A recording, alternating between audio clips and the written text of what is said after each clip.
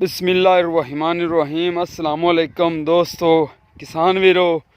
जिवें कि तुसी वेख रहे ने ड्राइवर ने आधे अकल तो काम ना लैंदा होया तीसरी दफ़ा गलती कर दी है, यानी कि दूसरी दफ़ा भी नहीं तीसरी दफ़ा गलती कर दी है। तो इस बार तो गलती नहीं की, बड़ा वड्डा गलता किया है।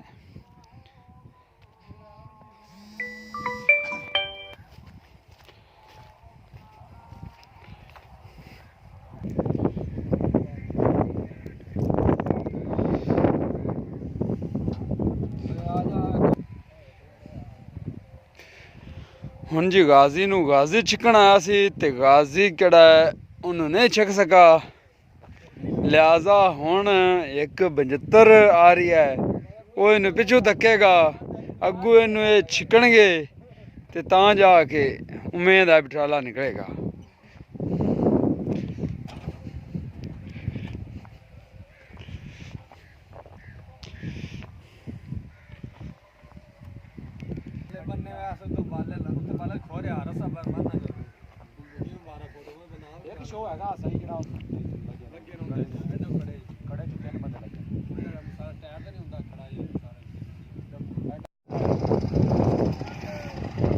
लो सर जी, भाईजान, मियाँ साहब, वीरो,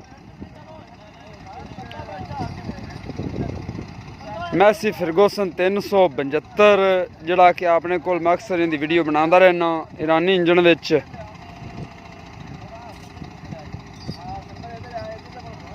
अज वो अपने कोल आ चुका है,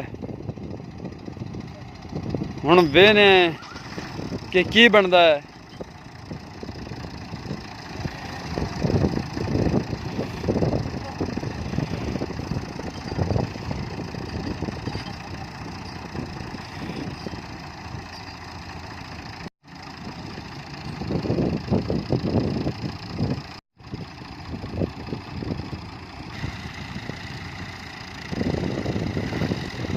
किसान वीरो, जो भी काम करिए एहतियात ना करना चाहिए, ध्यान ना करना चाहिए।